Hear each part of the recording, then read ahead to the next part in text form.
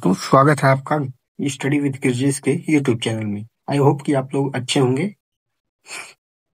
कल हमने जो चैप्टर समाप्त किया था उससे संबंधित कुछ क्वेश्चन भी करवाए थे। तो ये हिस्ट्री के कुछ बेसिक क्वेश्चंस थे जो कभी कभार पूछ लेता है।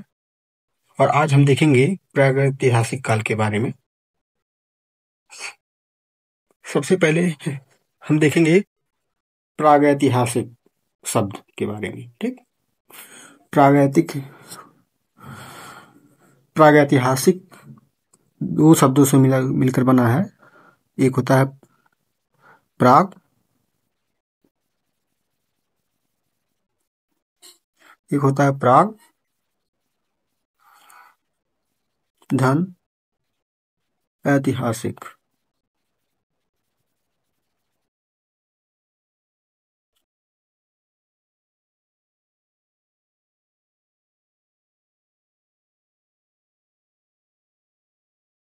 सॉरी, पेन सही नहीं चल रहा।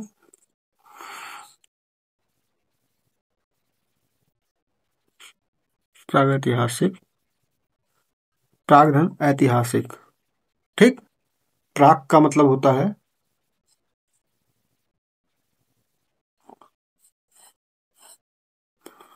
प्राचीन। एक मिनट रुकिएगा।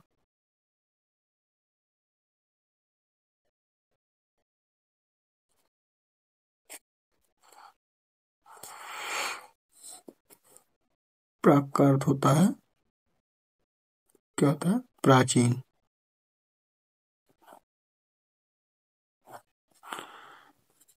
ऐतिहासिक का मतलब होता है इतिहास से संबंधित। क्या? इतिहास से संबंधित। यानी प्रागैतिहासिक का अर्थ हो गया प्राचीन इतिहास से संबंधित। ठीक,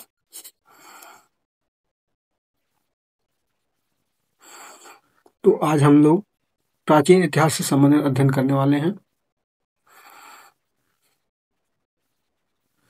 आज ये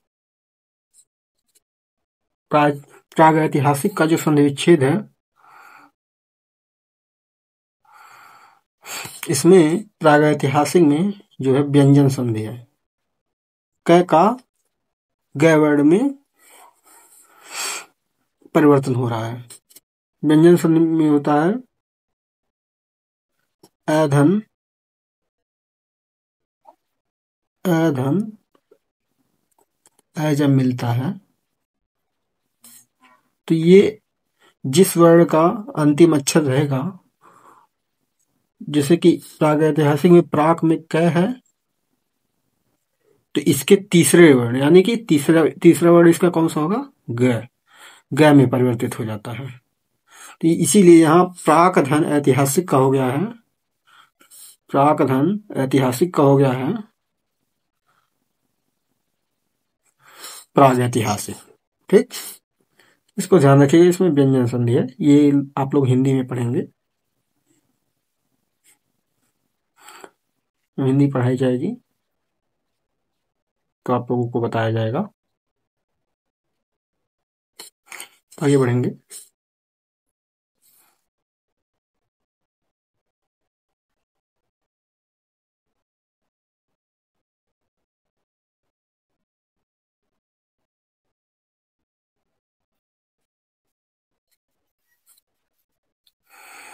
देखेंगे यहाँ प्रागैतिहासिक काल के बारे में। मानव का विकास एक समान लगातार नहीं हुआ है, मतलब निरंतर ऐसे ही अचानक से मानव का विकास नहीं हो गया है।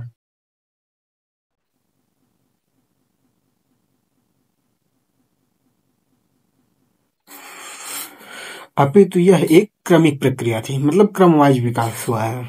मानव की प्रगति की कहानी के उस भाग को इतिहास कहते हैं जिसके लिए लिखित विवरण मिलते हैं, मतलब जिसका लिखित विवरण है, कहीं न कहीं लिखा हुआ है, उसको हम इतिहास कहते हैं। जिसके लिखित विवरण मिलते हैं। लिखना सीखने से पहले भी मानव ने इस धरती पर लाखों वर्षों पहले रह चुका था। ठीक, ये नहीं है कि मतलब जैसे लिखना सीखा है मानव तभी मानव को उदय हुआ, उसके पहले भी मानव रहता था, फिलहाल वो लिखना नहीं जानता था। आगे देखेंगे, यह लंबा सुदूर अतीत जब मनुष्य ने घटनाओं का कोई लिखित विवरण नहीं रखा, उसे प्रागैतिहासिक कहलाता है। उसे हम प्रागैतिहासिक काल कहते हैं। जब मनुष्य ने कोई लिखित विवरण नहीं रखता था, मतलब वो लिखना नहीं जानता था, उसके पहले के काल को हम प्रागैतिहासिक काल कहते हैं। ठीक, ये चीज ध्यान रखिएगा। आगे बढ़ेंगे।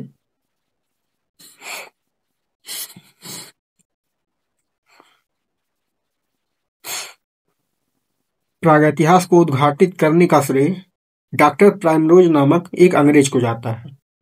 मतलब जो भारत में जो प्राचीन इतिहास का उदय हुआ है, उसको उद्घाटित करने का श्रेय प्राइमरोज नामक अंग्रेज को जाता है। इसको जाता है, प्राइमरोज नामक अंग्रेज को जाता है। उसने 1842 में कर्नाटक के रायचूर जिले के लिंगसुगुर नामक स्थान से प्रागैतिहासिक औजारों की खोज की थी। मतलब सबसे पहले भारत में प्रागैतिक इतिहास के औजार की खोज प्राइमरोज ने ही की थी। भारत में पाषाणकालीन बस्तियों के अन्वेषण की शुरुआत 1863 में हुई। जो पाषाणकालीन बस्तियां थी, उनकी खोज जियोलॉजिकल सर्वे द्वारा 1863 में की गई थी। और उसके से संबंधित अधिकारी कौन था? रॉबर्ट ब्रूस फूट, इसी ने की थी। ये पूछता है, इसको याद रखिएगा, इंपॉर्टेंट है। फूट पेशे से तो भूवैज्ञानिक था, मतलब वो भूवैज्ञानिक था, वो कोई जियोलॉजिकल सर्वे से संबंधित कोई अधिकारी नहीं था, वो भूवैज्ञानिक था। किंतु उसने दक्षिण के अनेक प्रागैतिहासिक ठिकानों का पता लगाया। कैसे पता लगाया होगा? कि भूवैज्ञानिक था वो, तो कहीं न कहीं कोई मिट्टी का सैंपल लेने गया होगा उस स्थान से, तो कहीं न कहीं उसे दिखा होगा, तो उसने खोज कर डाली। मतलब उसने बताया होगा कि यहाँ ये चीज है, ये यहाँ ये चीज मिली है। और पाषाण युग से संबंधित, शिल्प से संबंधित तथ्य इकट्ठे किए, मतलब जो भी तथ्य उसे मिला उसने इकट्ठा किया। ये पुस्तक है यहाँ pre historic India, Stuart Piggott की है। इसे याद रखिएगा, पूछ लेता है। आगे बढ़ेंगे। मानव का उदय कैसे हुआ, इसके बारे में जानेंगे।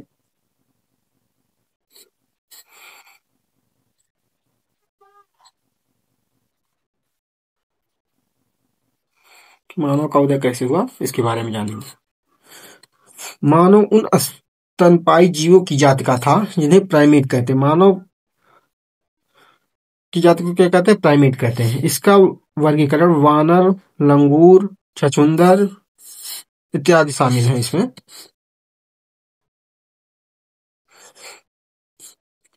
मानव का उदय विकास वानर से माना जाता है। मतलब कि मानव काफी, मतलब बंदर जो है काफी हद तक मानव की तरह ही दिखते हैं, इसलिए उनका मानव का विकास बंदरों से माना जाता है।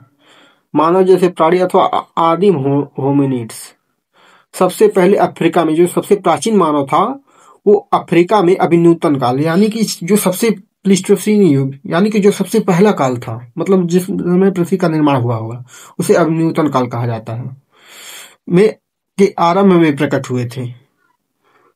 लेकिन पूरा पाषाण काल से संबंधित कोई भी मानव अस्थिपंजर भारत में नहीं मिले हैं।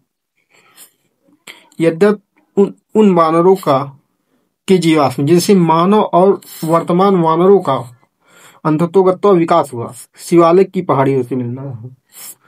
इसमें सबसे सुविख्यात वानर 80 लाख वर्षों से पहले थे। इन्हें रामा पिथिकस नाम दिया गया है। सब ये पॉइंट याद रखिएगा। सबसे पहला वानर मानव जो सीधा चलता था, वो कहाँ पाया गया था? मध्य अफ्रीका में पाया गया। कहाँ पाया गया था? मध्य अफ्रीका में पाया गया था। इसे ऑस्ट्रेलोपिथेकस कहा जाता है। इसकी एक जनजाति थी जो औजार बनाते थे, उसे क्या कहा जाता था? जिंजेंथ्रोपस। ड्यूपस नहीं होगा, जिंजेंथ्रोपस होगा। नाम लिख देते हैं, जिंजेंथ्रोपस।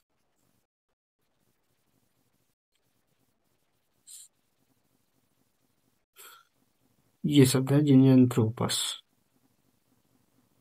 क्या था? जिंजैंथ्रोपस। ये लगभग 5 लाख वर्ष पहले रहते थे। कब रहते थे? 5 लाख वर्ष पहले। आगे बढ़ते हैं। एशिया में जावा से एक ऐसे होमिनिड्स आदिमानव की हड्डियां मिली हैं जो सीधा होकर चलता था। एशिया में जावा एक स्थान है, वहां से ऐसे होमिनिड यानी आदिमानव की हड्डियां मिली हैं जो सीधा होकर चलता था, इसलिए इसे पिथिकैंथ्रोपस कहा जाता है। क्या कहा जाता है? पिथिकैंथ्रोपस इरेक्टस या होमो इरेक्टस कहा जाता है। इसे ही जावा मानव के नाम से भी प्रसिद्ध है। यही जावा मानव के नाम से भी प्रसिद्ध है। ये पूछता है कि जावा मानव के नाम से कौन सा मानव प्रसिद्ध था, तो उसमें ऑप्शन रहेगा पिथिकैंथ्रोपस इरेक्टस या होमो इरेक्टस। तो दोनों में से कोई मिलेगा, लगा दीजिएगा। अनेक वर्षों बाद इसी प्रकार के जीवों के 40 जीवाश्म पीकिंग के निकट एक गुफा से प्राप्त हुए हैं। इसे पीकिंग मानव या सिनेंथ्रोपस कहा जाता है। यह आदिमानव आग जलाना जानता था। पूछेगा कि निम्नलिखित में से कौन सा मानव आग जलाना जानता था, तो आप लोग लगाएंगे पीकिंग मानव या सिनेंथ्रोपस। जर्मनी में नियंडर घाटी से आदिमानव की कुछ हड्डियां प्राप्त हुई हैं। इसे नियंडरथल मानव नाम से जाना जाता है। ये पॉइंट यहाँ इंपॉर्टेंट हो जाता है, पूछ सकता है।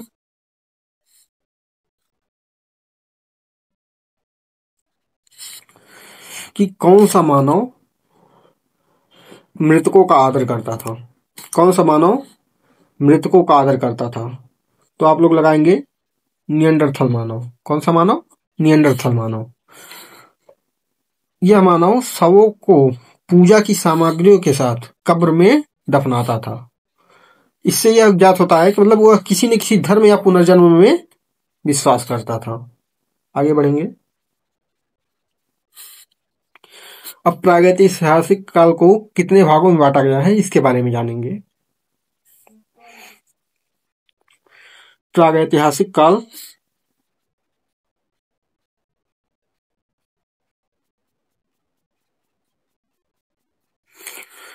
प्रागैतिहासिक काल को 3 भागों में बांटा गया है।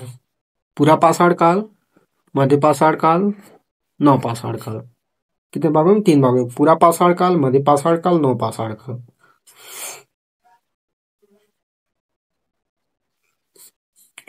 इसे इंग्लिश में कहते हैं पैलियोलिथिक एज। पुरापाषाण काल को कहते हैं पैलियोलिथिक एज, मध्यपाषाण काल को कहते हैं मेसोलिथिक एज, और नवपाषाण काल को कहते हैं नियोलिथिक एज। पास पुरापाषाण काल कब से कब तक था? 25 लाख ईसा पूर्व से 10,000 ईसा पूर्व। मध्यपाषाण काल 8,000 ईसा पूर्व से 4,000 ईसा पूर्व तक। नवपाषाण काल कब तक था? 9,000 ईसा पूर्व से 1,000 ईसा पूर्व तक। इसी नवपाषाण काल में सिंधु घाटी सभ्यता और वैदिक सभ्यता भी आ जाती है, क्योंकि इसका कार्यकाल मतलब कालक्रम 1750 ईसा पूर्व ही हो जाता है, और ये नवपाषाण काल 1,000 ईसा पूर्व तक आ जाता है। इसीलिए इसी में इसको भी माना जाता है, लेकिन ये आद्य ऐतिहासिक काल में आ जाता है। जो सिंधु घाटी सभ्यता है और वैदिक सभ्यता है, ये आद्य ऐतिहासिक काल में माना जाता है। ये इसलिए माना जाता है क्योंकि अचानक से कोई युग परिवर्तन नहीं हो जाता, धीरे धीरे परिवर्तन हो जाता है। कुछ भाग इसका, कुछ भाग उसका। कुछ जगहों पे ये प्राग ऐतिहासिक काल ही रहा होगा, और कुछ जगहों पे मतलब वहाँ क्रांति आई होगी, तो नवपाषाण काल का उदय मतलब आद्य ऐतिहासिक काल का उदय हो गया होगा।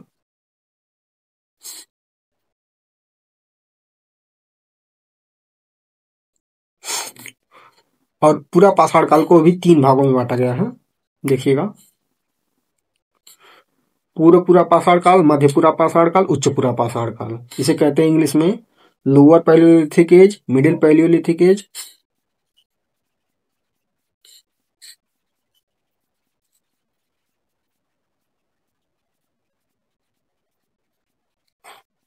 अपर पैलेolithic एज। डेनिश विद्वान थे क्रिश्चियन जे थॉमसन। कौन था? Christian J Thomsen. Christian J Thomsen. उन्होंने 19वीं सदी में मानव के अतीत के अध्ययन को तकनीकी आधार पर क्रमबद्ध करने के लिए पाषाण युग का सर्वप्रथम प्रयोग किया था। किसने किया था सर्वप्रथम प्रयोग? क्रिश्चियन जे थॉमसन ने। क्रिश्चियन जे थॉमसन ने किस शब्द का? पाषाण युग का। आगे देखेंगे, लुब्बाक महोदय ने सर्वप्रथम पाषाण युग को 2 कालों में विभाजित किया। कौन कौन सा? पुरा पाषाण काल, नवपाषाण काल। आगे देखेंगे,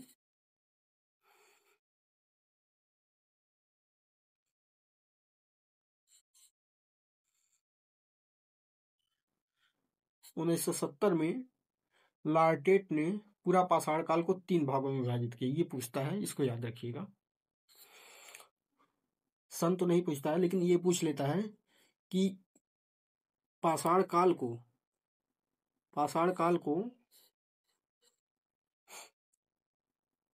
3 भागों में किसने विभाजित किया? ये पूछ लेता है, पाषाण काल को 3 भागों में किसने विभाजित किया? तो लार्टेट ने। किसने किया था? लार्टेट ने। किस किस किस काल में? पूरा पाषाण काल, मध्य पाषाण काल, उत्तर पाषाण काल या नव पाषाण काल। ये 3 कालों में उसने विभाजित किया था।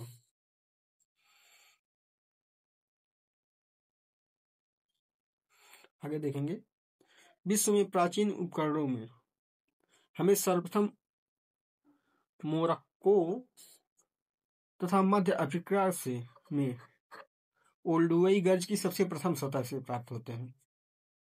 प्रथम स्थान पर इनके विलफ्रेंच एक प्रकार का पशु था कि पशुओं की हड्डियां मिली हैं जो नूतन काल से पहले के जानवर थे। भारत में पाषाणकालीन सभ्यता का अनुसंधान सर्वप्रथम 1863 में प्रारंभ हुआ। रॉबर्ट ब्रूस फुट ने मद्रास में स्थित पलवरम नामक स्थान से पूर्व पाषाण काल का एक पाषाण उपकरण प्राप्त किया। कौन सा उपकरण किया?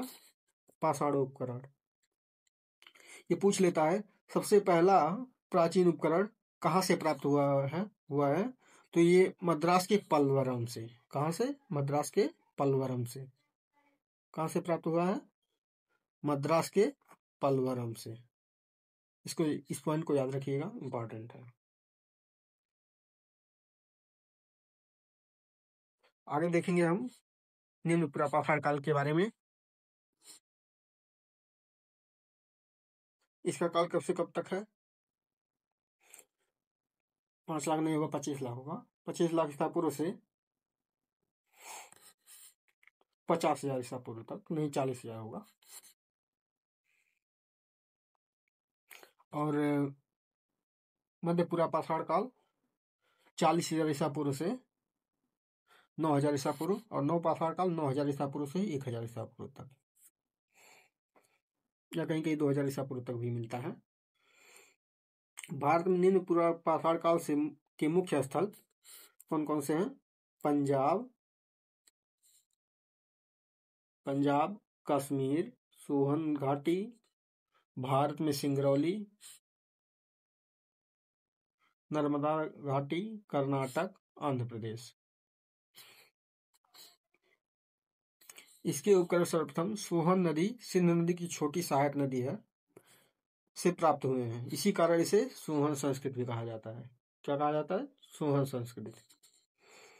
इस काल में पेबुल चॉपर और चॉपिंग उपकरणों के साक्ष्य मिलते हैं। ये पॉइंट याद रखिएगा।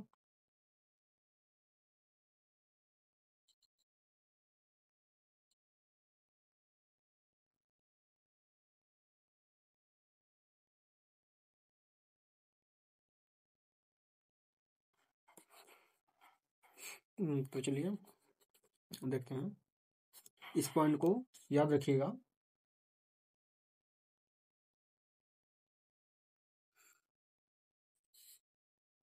पूछता है सोहन संस्कृत इसे क्यों कहते हैं?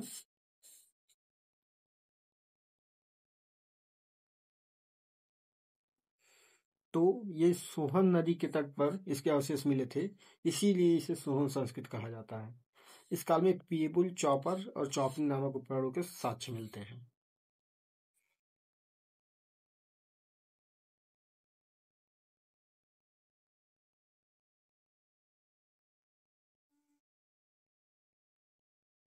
आगे बढ़ेंगे, चॉपर, चॉपिंग और पेबुल उपकरणों के बारे में जानेंगे।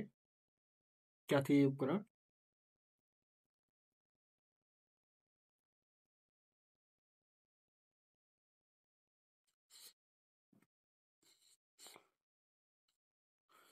पेबुल, चॉपर और चॉपिंग, इसके उपकरण सर्वप्रथम पंजाब की सोहन नदी घाटी पाकिस्तान से प्राप्त हुए। सोहन नदी कहाँ पड़ती है? पाकिस्तान में।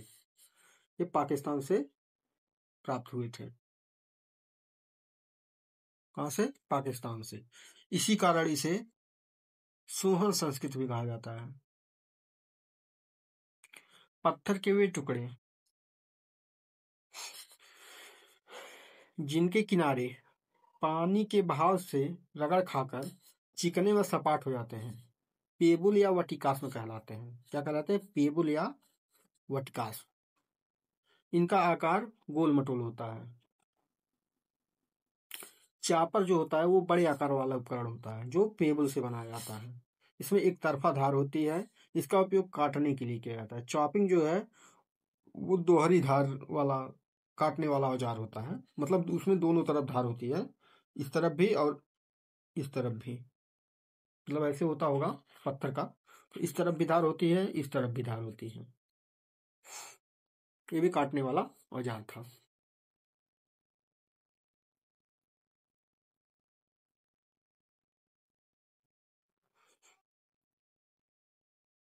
आगे बढ़ते हैं।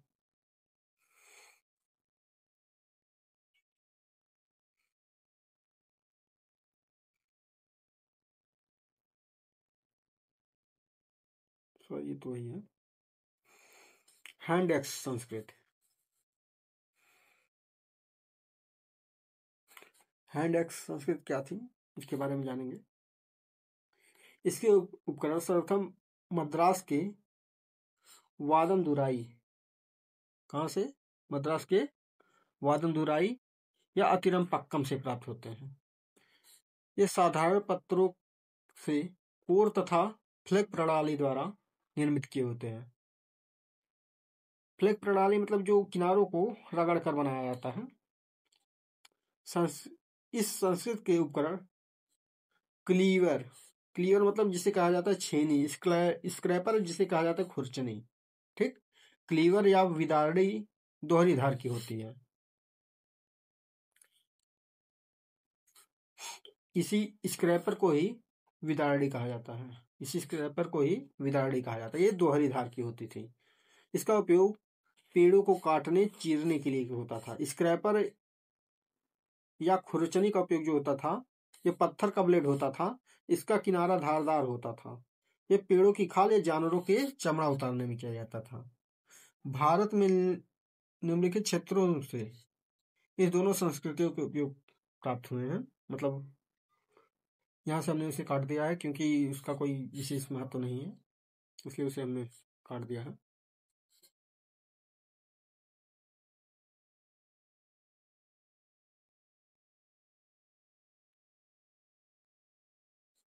आगे देखेंगे। नर्मदा घाटी में हथनोरा नामक स्थल है। नर्मदा घाटी में हथनोरा नामक पुरास्थल से सर्वप्रथम मानव की खोपड़ी क्या प्राप्त हुई है? मानव की खोपड़ी। मानव की खोपड़ी के साक्ष्य मिले। इस काल के लोगों का निवास स्थल शिलाश्रय यानी कि पत्थरों के नीचे या गुफाओं में रहते थे। भोजन के रूप में ये क्या ग्रहण करते थे? मांस या कंदमूल फल। बेलन घाटी में इलाहाबाद विश्वविद्यालय के जी.आर. शर्मा के द्वारा अनुसंधान किया गया था। किसके द्वारा? जी.आर. शर्मा के द्वारा। इसके द्वारा जी.आर. शर्मा के द्वारा। बेलन के लोहदा नाला क्षेत्र में इस काल की अस्थि निर्मित मातृ देवी की प्रतिमा मिली है। किसकी प्रतिमा मिली है? माता देवी की प्रतिमा मिली है, जो संप्रति कौशाम्बी संग्रहालय में सुरक्षित है। कौन से संग्रहालय में? कौशाम्बी संग्रहालय में सुरक्षित है। आगे बढ़ेंगे।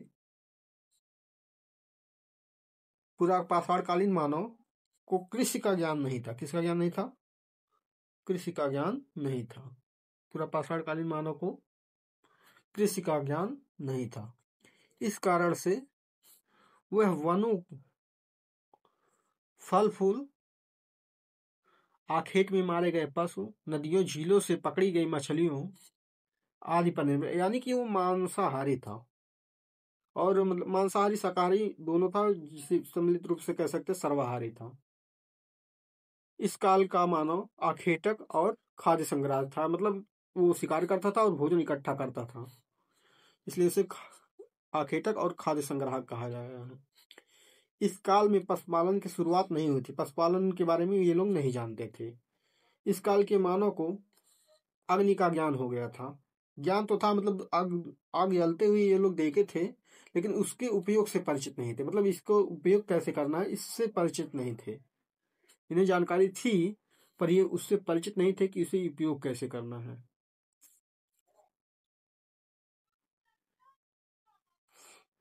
चलिए अब क्लास को यहीं खत्म करते हैं, मिलेंगे अगले वीडियो में।